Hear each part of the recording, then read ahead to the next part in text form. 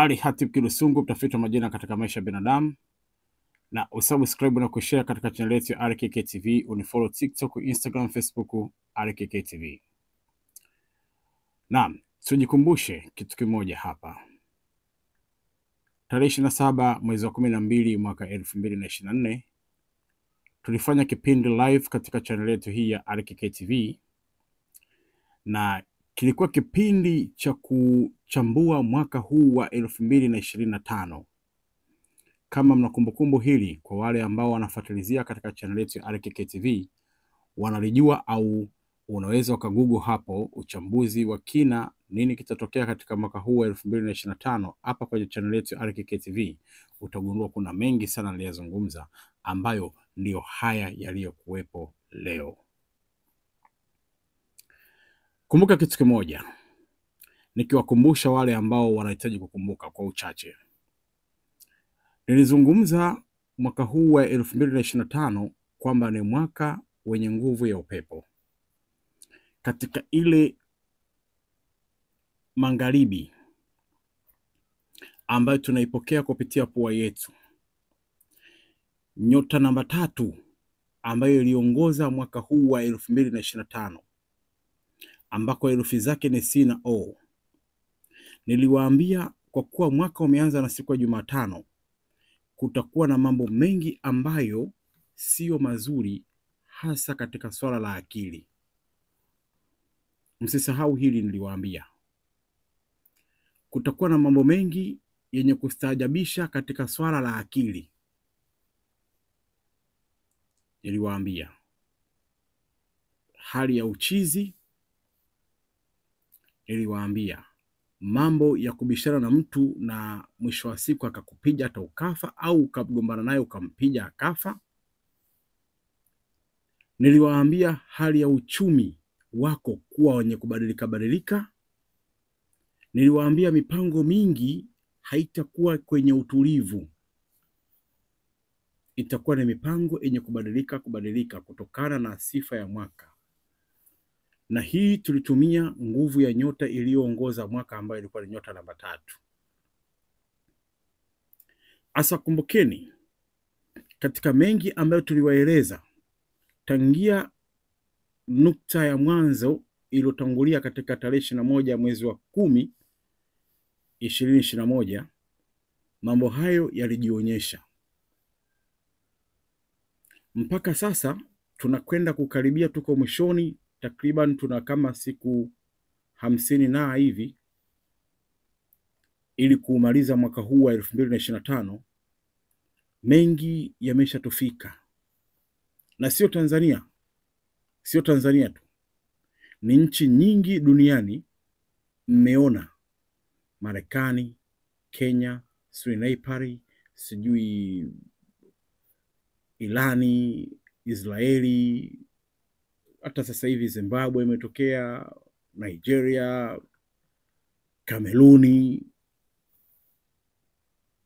nchi nyingi tu, hata sitaki kuzikumbuka zote. Wewe pia unaweza ukagoogle kuzikumbuka, ikiwepo taifa letu hili la Tanzania.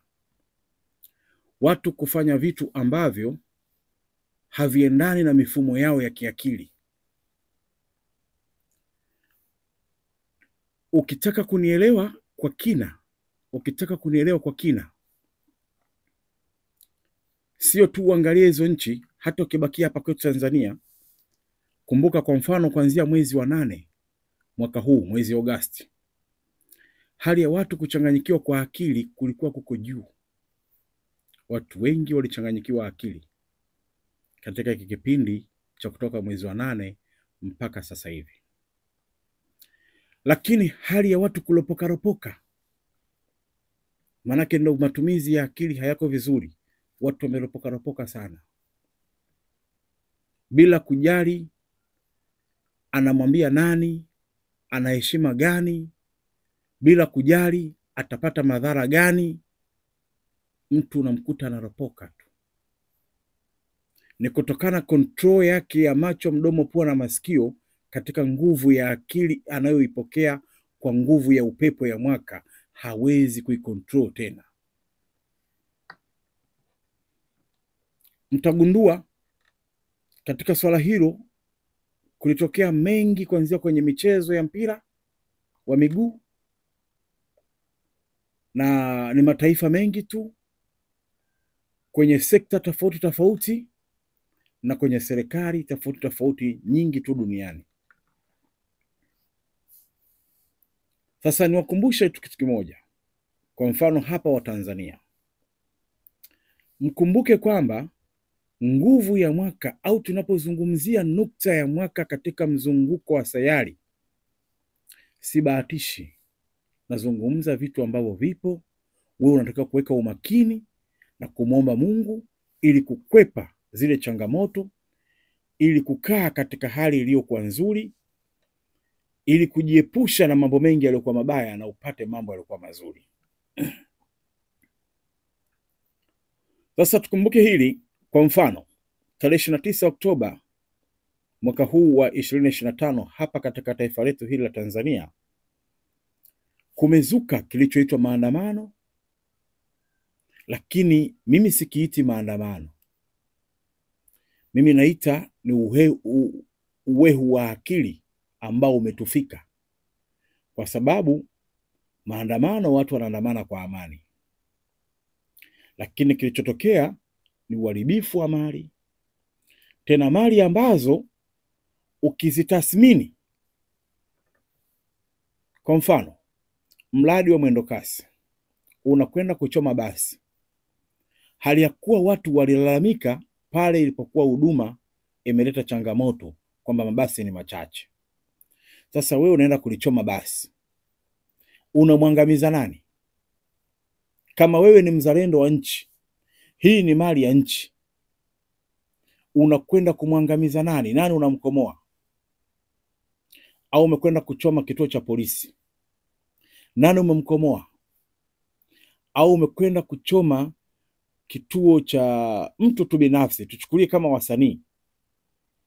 Wasanii wengi wameharibiwa mali zao, lakini nikuulize wewe, ungekuwa wewe ni msanii, alafu chama fulani kimekupa kazi, wewe usingeenda? Hao wasanii bidhaa yao ni sanaa, walikwenda kuuza bidhaa yao kwenye chama fulani. Je, kama wangeitwa kwenye chama chako ambacho wewe unakipenda, ungewachukia? Au ni kosa mtu kuuza bidhaa yake? Msanii ameuza bidhaa, chama fulani kimetaka bidhaa yake, yeye kaenda kuuza bidhaa yake. Wasanii hawa hawakwenda bure, wamelipwa. Kipi kosa kwao? Ni uwehu, nguvu ya mwaka, tulishindwa kuikontrol. Lakini kama ni uzalendo, na kama ni uzalendo wa kupenda nchi, uharibifu wa mali za nchi, nani tunamkomoa? Nani tunamkomoa? Hapa tunahitaji kutafakari sana. Lakini sikutaka kuzungumza hayo yaliyotokea, kwa sababu mengi yametokea, ikiwepo maafa makubwa. Watu wengi Mungu awalaze mahali pema peponi, manake hakuna jinsi, hakuna uwezo wa kurudi tena nyuma, ishatokea.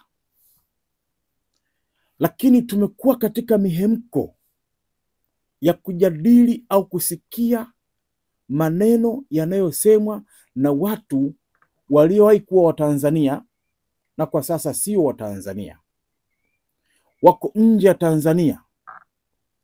Watu hao wana maslahi mapana kwenye zile kauli wanazoziongea, manake maneno yao ya uchochezi ni bidhaa wanayowauzieni. Mnapotizama kwenye mitandao, mnainunua ile bidhaa yao, na kama mnainunua bidhaa yao, tumefika hatua ya kwamba wanatusakiza. Wao wako huko, Watanzania twendeni, Watanzania twendeni, Watanzania tufanye hivi, Watanzania tusikubali. Tumebakia hiyo sehemu, na tumeshindwa kung'amua kwa akili zetu kwamba huyu anayesema yuko wapi? Leo hii yeye yuko salama, hajapoteza mtoto, hajapoteza mali, hajapoteza kiungo, na wala hayupo kwenye mikono ya serikali, yuko salama. Lakini hapa Tanzania tumeshapoteza watoto, tushapoteza ndugu na jamaa, na ndugu wengine wako kwenye mikono ya serikali, na mali nyingi zimeharibika, hali imekuwa mbaya. Na tutafakari hivi, chukulia kwa mfano kama jiji la Dar es Salaam, chukulia mtaa kama Manzese, una changamoto kubwa ya maji. Hivi watu wakifungiwa ndani, tuchukulie ingekuwa wiki 2 tu, zile ni siku 3 sijui, sasa zingekuwa wiki 2, pale panapokuwa kuko na amani na kunakuwa na shida kubwa ya maji. Hivi hujafikiria kwamba watu wangekufa tu ndani kwa ajili ya kukosa maji? Maji tu ya kunywa wangeyakosa, na watu wengi wangeendelea kufa. Wewe unayekwenda kushiriki maandamano, wewe unayekubali kupokea maneno ya uchochezi na ukawa katika uchochezi wa kupambana kuleta vurugu za aina mbalimbali, bila kujali kwamba hata kama wewe una nguvu, una jemedari wa kukimbizana huku na kule, lakini kuna watu hawawezi, tena ni wengi. Kuna wazee, kuna kina mama, kuna wajawazito, kuna watoto, kuna walemavu, hawawezi kukimbia kokote, wanalazimika kukabaki ndani. Maisha ni magumu, watu wamezoea kwamba kila siku akatafuta chakula. Leo haiwezekani. Kwa hiyo kuna watu walioathirika kwa njaa, kuna watu kama walivyokuambia wamekosa tu maji ya kunywa, kuna wagonjwa walioshindwa kwenda hospitali. Haya matukio, waliokwenda kufanya vurugu walijiona wao tu, hawakuangalia wengine nyuma yao, hawakuangalia. Eti kisa umesikia maneno ya mtu aliye nje ya Tanzania anakushawishi kufanya vurugu ndani ya nchi yako,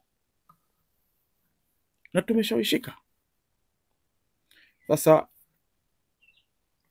tunasikia tena siku gani maandamano tena. Mimi niwaambie ndugu zangu wa Tanzania, tunachokifanya tulikuwa hatuwezi kukikwepa. Katika nukta ya nyota, kumbukeni nilizisema hili tarehe 27 mwezi wa 12 2024, nililizungumza hili ambalo ndo tuko nalo leo linatutesa. Tunahitaji kurudi katika fikra kama hivi. Serikali ya Jamhuri ya Muungano wa Tanzania inayoongozwa na Dr. Samia Suluhu Hassan, Chifu Hangaya, ina mengi inayoendelea nayo katika jiji la Dodoma, ikiwepo bunge la 13, na kuna mengi tunayasikia yanazungumzwa pale bungeni. Kuna mazungumzo ya maridhiano. Basi ni vyema tukakaa katika hayo mazungumzo. Kama wewe ni mwanasiasa, wewe unadai haki, tukae kwenye yale mazungumzo, tusikilizane kwenye mazungumzo, ili kuepusha madhara makubwa kama haya ambayo yametokea katika taifa letu. Haipendezi, haitupendezi wa Tanzania. Tusikubali kupokea maneno kwa mtu aliye mbali na Tanzania. Leo hii taifa la jirani la Wakenya, kumekuwa na Wakenya wengi wenye kuzungumza, wenye kufurahia, manake wanaona sasa amani yetu inabomoka. Wao wako na furaha katika nafsi zao. Wachache hawafurahishwi na hilo, na wachache wanapenda hilo litokee. Sasa tujiulize sisi kama Watanzania, hapo ulipo wewe, wakati unataka kwenda kufanya maandamano ya aina yoyote, unapotaka kwenda kufanya vurugu za aina yoyote, hebu geuza macho yako, tazama familia yako, tazama watoto zako. Labda huna watoto, tazama wazazi wako, tazama wadogo zako, tazama watu katika mtaa wako, alafu waone wewe wote wanaweza kufanya kile unachokifanya. Serikali ni serikali. Serikali ina nguvu. Serikali ipo na jeshi kubwa, kama ambavyo tumeona. Tulitaka kujifunza na kuona, tumeona. Serikali ipo na jeshi imara. Kama hivi mmemwona IGP alizungumza hivi juzi. Amezungumza IGP akikemea matendo yote ya uovu, na wakiwa wako katika kazi nzito ya kuwakamata wale ambao sio wa Tanzania na wapo kwa kusudi ya kuibomoa Tanzania. Asa, kwa nini tusikae katika hatua ya kuisaidia serikali? Tujikumbushe, leo hii akili unayoitumia sio yako katika nukta ya mwaka. Nieleweke sana nikiwa nazungumza. Nazungumza katika nguvu ya nyota. Lililotokea Tanzania limetokea nchi nyingi tu kwenye nyakati tofauti tofauti, lakini hata huko Marekani limetokea, mliliona. Na hii ni kutokana na nukta ya mzunguko wa mwaka, na inakuja 2026 ambayo ni mwaka unayegawanyika kwa mbili. Ni mwaka wa kike utakayoongozwa na siku ya Alhamisi. Nyota namba 12, hii ni nyota namba 9 ukiisoma kwa siku asubuhi, lakini hii ni nyota namba 12 ndio itakayekuwa na power zaidi, ambayo nguvu zake zimeshaanza kuonekana kuanzia tarehe 21 mwezi wa 10 mwaka huu. Na hizo nguvu zake pia ni mbaya. Ni mwisho wa jambo, ni mwanzo wa jambo. Ni mwisho wa jambo, ni mwanzo wa jambo. Ni kuoza na kutoka wadudu wengine. Ndicho kinachokuja katika mwaka wa 2026. Hali ya kiutawala haitakuwa ngumu. Ikifika muda wake nitazungumza, mtaelewa. Haya yanaendelea leo, lakini baada kumalizika kwa hii miezi na baada ya kukaa vizuri katika utawala wa mwezi Januari kwenda mbele, mwaka huo utawala wa kiserikali nchi mbalimbali duniani utaimarika. Utaimarika. Haya yatapita. Sio kama hayatopita, yatapita. Lakini si vema yapite tukiwa tumepoteza ndugu wengi na mali. Ni vizuri tukaiacha ipite na tukabaki na ndugu na mali.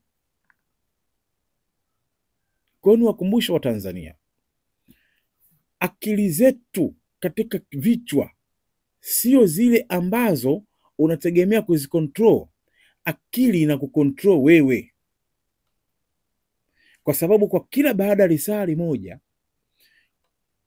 kuna nguvu inayobadilika katika kichwa chako, kwa nguvu ya masaa, nguvu ya mzunguko wa sayari katika nukta. Yani unaposikia moyo wako huu moyo wako unavyopiga pa, yani ni sekunde zinajihesabu. Zile sekunde ni dakika baada ya sekunde 60. Baada ya dakika 60 ni risali moja, ni mzunguko wa nyota moja, malaika mmoja ndani ya hiyo saa, ili kuingia malaika mwingine. Kwa hiyo kuna ushawishi wa nguvu mbaya, na mbaya zaidi, Jumatano mwaka huu ndio uliongoza.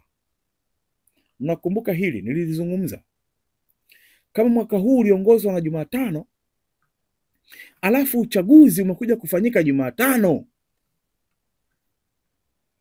alafu imekuwa chance kwa wale walioshawishi.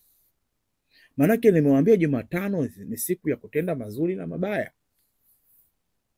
Jumatano ndo siku inayopokea nguvu mbaya. Niliyoyasema mengi ya mwaka huu nilitegemea Jumatano ndio ilioniongoza kuyasema mengi yalotokea huu mwaka 2025. Pale palikuwa pagumu, nilishajua tu kabisa hii ni nzito. Kwa hiyo niliamua kimya mpaka leo, lakini kuna mengi na wagusieni kidogo kidogo na wakumbusheni.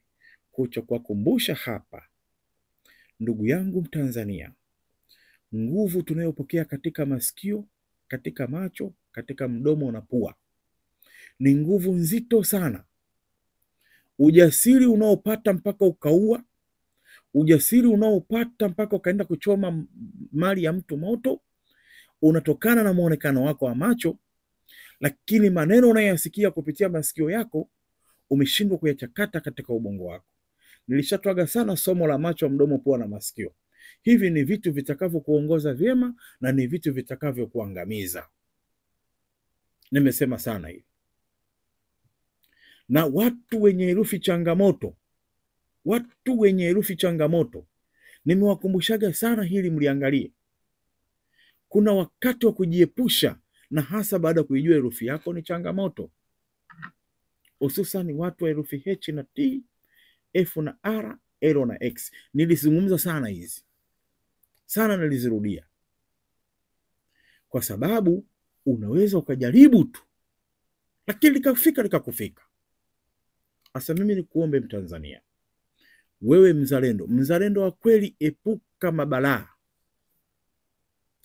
mabalaa. Unaposikia tamko la serikali tamko, wakisema hatutaki kusanyiko, usiwepo kwenye kusanyiko. Wakisema hakuna kutoka. Amri ya serikali. Usiendee mkumbo, kwamba akili ya mtu haiwezi kuikontrol mwenyewe, inakontroliwa na mzunguko wa masaa. Mzunguko wa masaa, kama umekwenda kumpiga mtu upepo akaenda kufanya kisichostahili, usikubali kuwa mgongoni kwake. Usikubali kuambiwa msafara wa mamba na kenge wamo. Mimi sio kenge, mimi nitabaki kuwa mjusi. Si msafara wa mamba na kenge wamo, mimi niwe mjusi, nisiwe kenge. Nitajiepusha. Kwa tujitahidi wa Tanzania. Hili mimi nimelisema kwa upendo sana. Nimelisema kwa upendo kwa sababu mimi ni mtu wa mila na desturi katika mizimu hii ya hapa Kimwasa, na nawaambia hapa nikitokea katika hii mizimu ya Kimwasa, Mikese, Morogoro, Tanzania, babu wa mila na desturi, na wapeni usia huu muusikie. Ninapozungumza taarifa za mwaka, siigizi. Taarifa za mwaka huu yote yanayoendelea niliwaambieni. Tarehe 27 mwezi wa 12 mwaka 2024 niliyazungumza haya. Sasa nawaombeni tena. Leo hii nitakuja kuzungumza mwezi wa 12, Mungu akitupa majaliwa, kuja kuzungumza mwaka 2026. Lakini kabla hili nimeona kwamba nilitaka kunyamaza kimya, nifanye vitu vingine vya kufanya, na shauri watu wa serikali, na shauri vitu mbalimbali. Lakini hili nalo, baada ya kusikia kuna maandamano mengine, nikaona ninapaswa kuzungumza hili, kwamba tujiepushe. Nguvu tunazozitumia sio zetu, akili tunayoitumia sio yetu. Kuna control inayokucontrol, na hao wanayezungumza katika mataifa huko mengine sio watu wa kuwasikiliza sisi. Hawatupendi, wanataka sisi tuangamie. Wao hawako Tanzania. Inapokuwa Tanzania ni vita, basi tutae kufa ni sisi, sio wao. Sisi ndo tunaangamia, wao wako huko. Msilisahau hili. Kwa hiyo tuzingatie sana. Ali Hatib Kirusungu, mtafiti wa majina katika maisha ya binadamu, na usubscribe na kushare katika channel yetu ya RKK TV. Unifollow TikTok, Instagram, Facebook RKK TV.